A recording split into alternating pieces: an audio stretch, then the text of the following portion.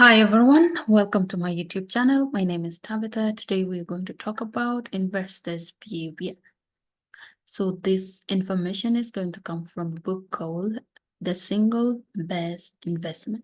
So that's the book is written by Lowell Milner, and we're going to withdraw some of his idea for us to apply them in our own investing experience. So let's look at them. So investors' behavior.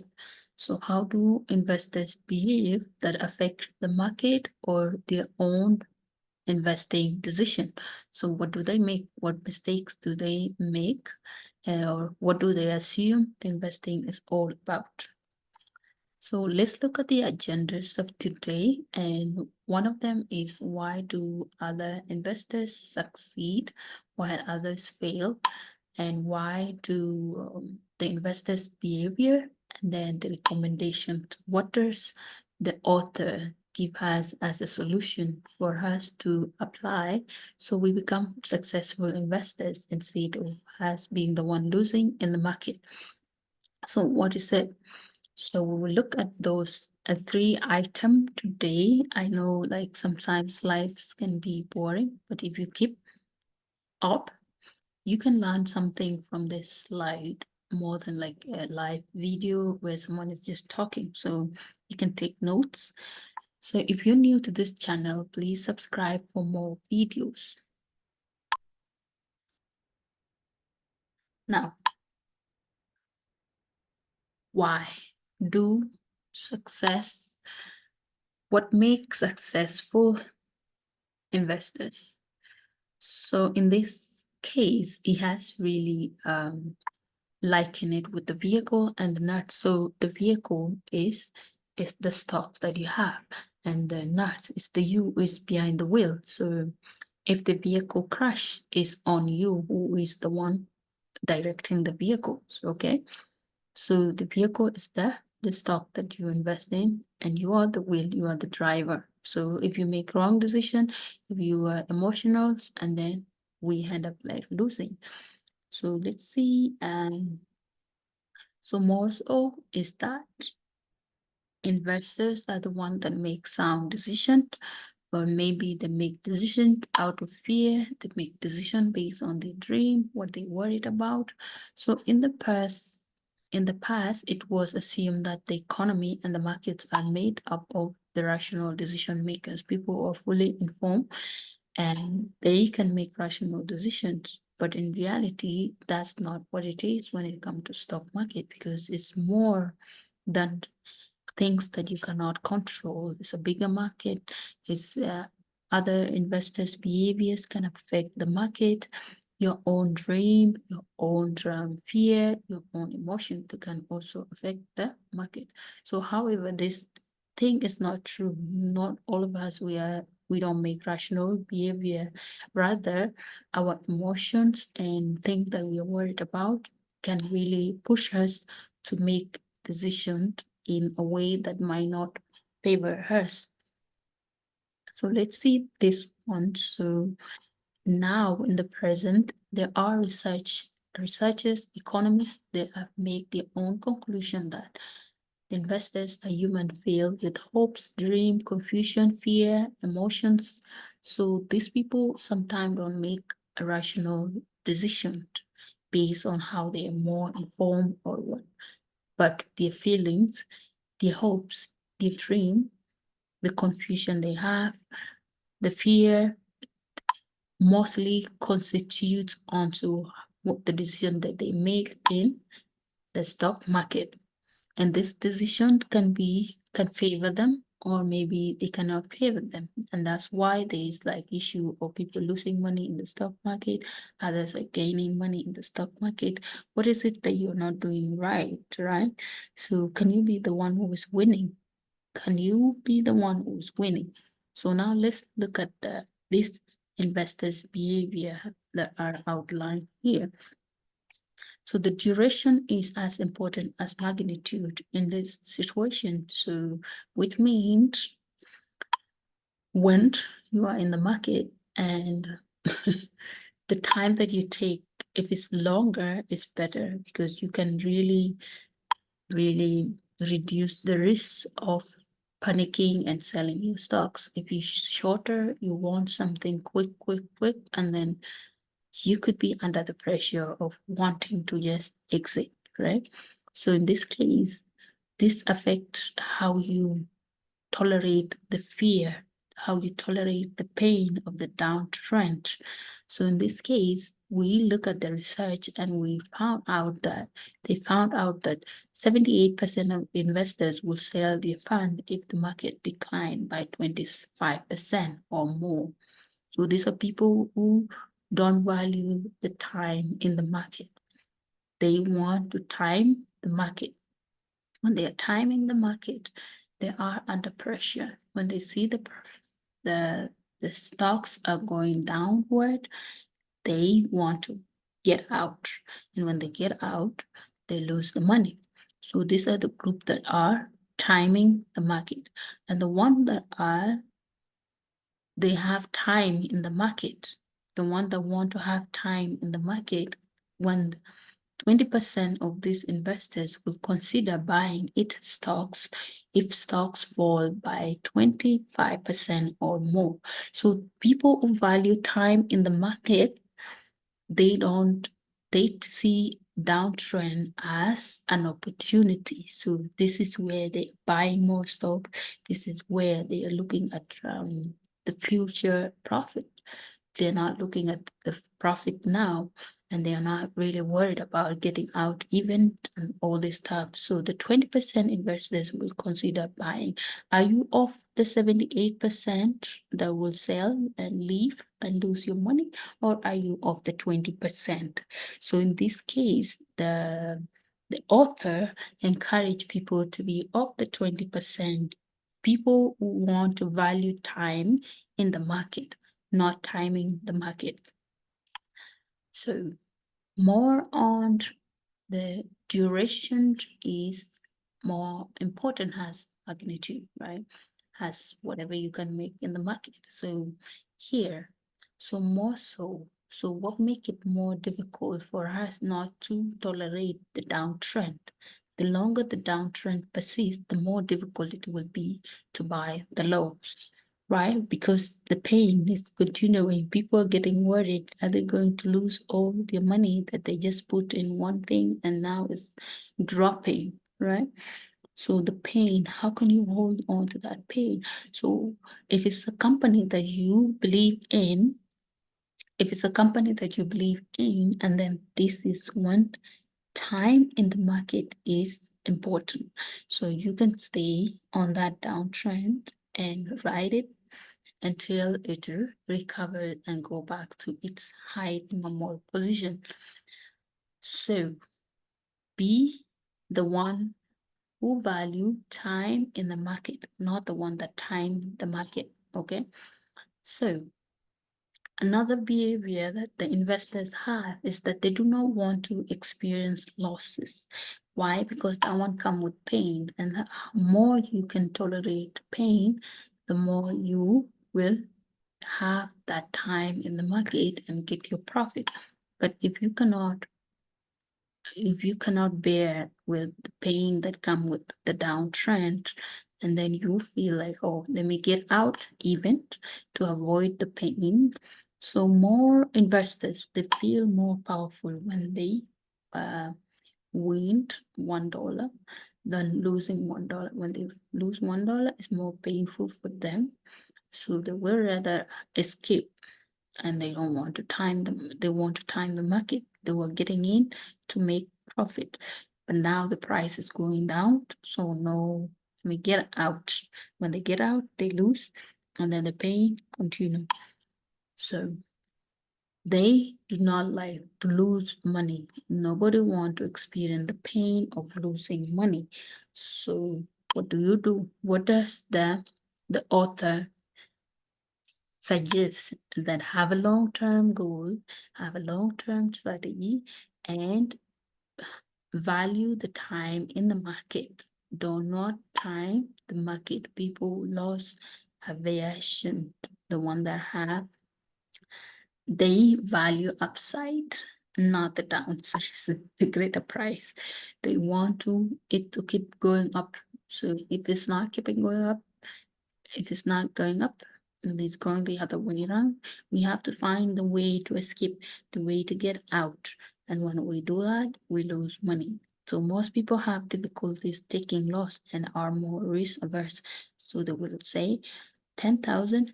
Now the value of my 10,000 is 5,000. Let me go out so I can save that remaining 5,000. But what happened in maybe few days, in 5 days, in 1 year, the same price will recover and go back to be the leader, unless if they are really underlying issues and you know this price is all going to crash and we are going to close the business and all this stuff. Otherwise, you have to value time in the market. Okay. So majority of us, we fear losing. We don't want to lose anything. So we want to gain. That's the purpose of going there. We want to gain. So why are you telling us we have to lose? Because of us trying to cut our losses, and we are prompt to sell winning stock too early so that we have that small winning celebration. So when we see it's increasing, we sell, and then later on it just goes to its heights like gold. So people want to avoid the pain of regretting not taking the profit when the price reverse. So if the price start reversing and then you wish you could have sell it, you wish you could have sell it, you wish you could have sell it, and then wish like that. So are you the type of a person who want to time the market, or you want to have time in the market? So you have time in the market, you will have to see something virtually and then continue to wait for that opportunity. Some other investors, they compartmentalize their money issues. So people think once they buy different kind of stocks, buy different type of stock, and then they are safe. But that's not the issue. The issue here is that the pain, and can you tolerate the pain of timing being in the market for a long time than timing the market? Can you tolerate the downtrend? So that one is what matters. So you can buy different stock and then they start going down trend and then you want to leave. So when you want to leave, you're even losing more money than someone who has mastered their emotions and they know how to be in the market, value the time in the market, and wait for that good day where they will make the profit. So normal investors compartmentalize their money in seemingly irrational ways. So when they do that, they think that they can win in that manner. But reality is, if the emotions are not in check, if they are confused about things because of the information that they consume, if they hopes are shattered because there is a downtrend, and then they will still lose in the market. So it's more of the emotion. How do you handle your emotion? Investors become active when the market is bullish and less active when the bear market, which is in the bear market, which is a slow down type of thing. So what happened is this is how people now lose money, because when things are getting up, right? So they start having hope that, oh, I can make profit here. Oh, this is going to be profitable. So they get in at the higher peak. So buying into it, thinking like it's going to keep going up, but somehow things reverse and they cannot bear the pain of downtrend. So the pain of downtrend become like so painful to the point that they cannot stay. So let's leave. So now this become the opposite of the retail equation of buy low, sell high. Instead, now they had bought it high and they are selling low. So they become the losers, right? When they lose, they leave and the market continues, right? So it's just up to them. So be careful and see, don't let your emotion lead. Because if your emotion lead, you become greedy. You want to get in when things are good, when they are up there, hoping that you're going to make big money. But unfortunately, because you don't understand how it operates, so you just end up being the one buying high, sell low, because you cannot handle the pressure of the downtrend. So how do they do the compartmentalizing process? One, individual, they care more, these investors, they care more about the risk of individual securities, but less of their emotions, less of the emotions. So if the individual securities, they research on individual securities, but that's not the problem. You can have those stocks that you have picked, but if you don't know how to operate the market, like not to operate the market, being in the market for a long time to really reduce that risk, and then you end up like losing. So you become the excessive trader who want to time the market, who also want to take opportunities of trends and all those stuff. So you make bad decision based on those emotions that are directing you. A calm mind will generate better profit than the hot tips. So people go around looking for hot tips, and then in the hot tips, they lose their money because they don't understand it's more of the emotions than the hot tips and them trying to make good profit.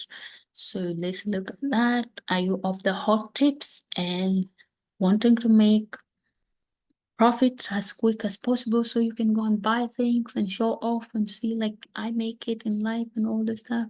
Or do you really want a sustainable growth of you being in the market for a long time and make those growth? And then later on, when you do it, you know that you have earned it, right? You have earned it. So investors lack self-control. Yes, and this is also coming with overconfidence, like we want to make this work, so and so. I'd say that it works, right? In life, we eat too much, right? We do that. We do that. Why should we bail out on the well-run mutual fund when it is under perform? Why? Because this one is not under our control. So it's this the manager that does his work or her work. But because the stock market is under your control, it's you who's like watching it every day. It's you who think like this tips works, that tips doesn't work. And then you're more emotionally involved. So in this case, we jump in with both eyes closed just as the market hit the new height, right? And this is also coming because with the hopes that we have and the dream that we have. So we think we can make it easily, quick, and we go. But unfortunately, we buy it at the higher peak, things start to turn the other way around because the market is not controlled, it's controlled by different factors. The full economy, individual behavior in the market, like those investors, common shares investors, their behavior also affect your emotions, also affected because now you're getting in when the prices are going up, right? The more you buy, the more the price keep going down, right? So the price will go down. Even you buying into it will affect the price because the marginal price of those price, the stock that you're buying will go down, right? So when it goes down, so is everyone contributing into this kind of effect. So it can switch on you anytime.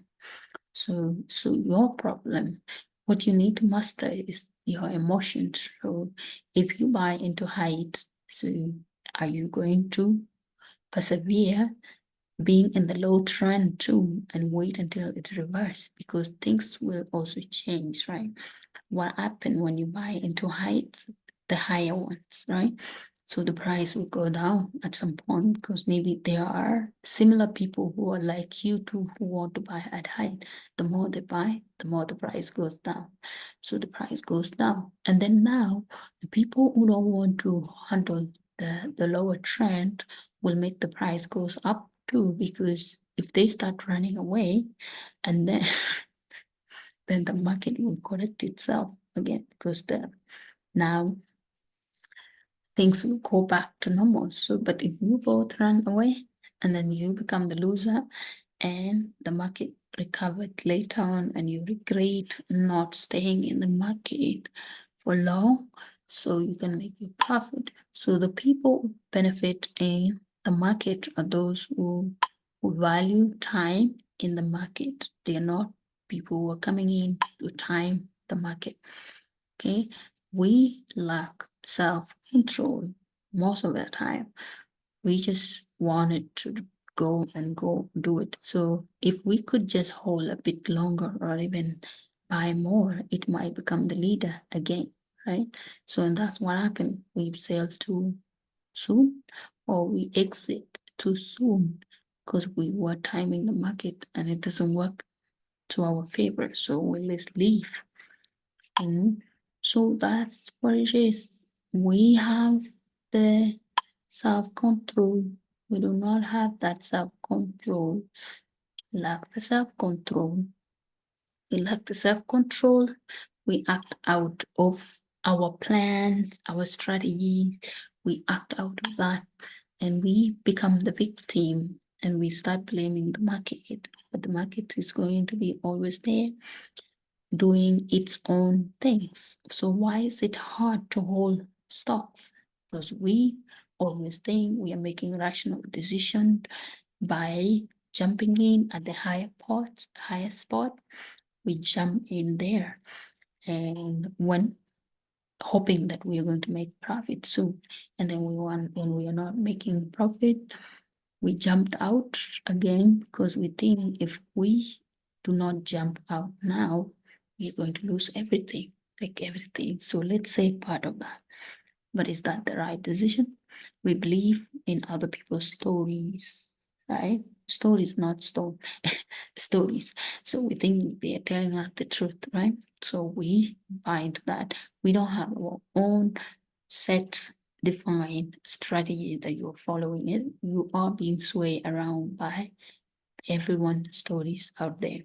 Finding impulsive release when we can no longer tolerate either the pain or the pressure of our own position. So here we just act out of our own decision because we are being controlled by the outside.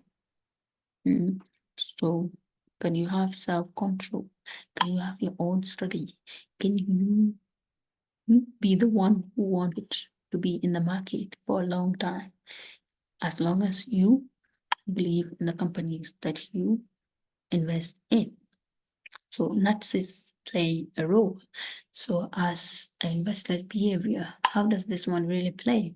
Because like narcissism, right? I misspell it.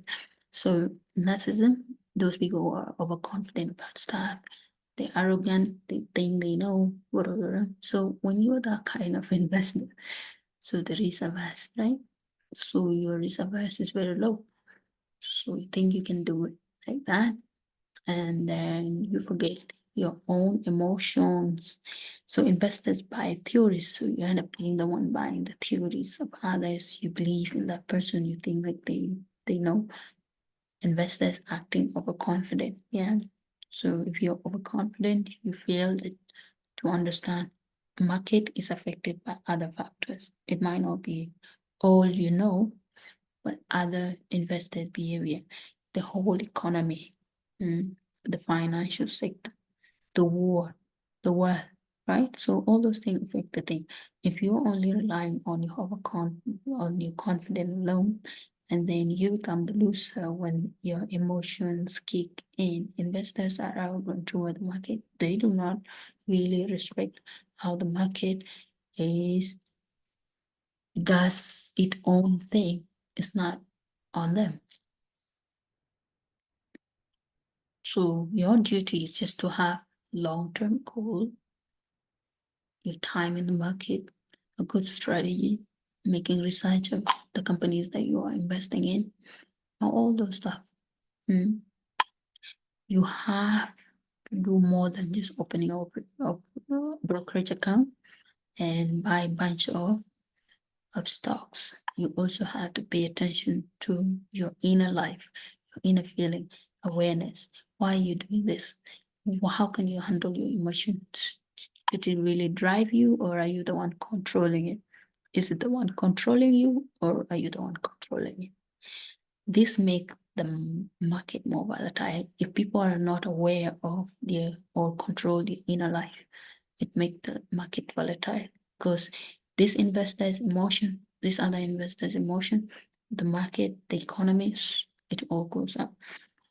And we end up losing money instead of benefiting from the growing market. It has a history of the growth. So who can tolerate when anxiety become intolerance? We tend to believe that we can alleviate the fear by escaping the problem.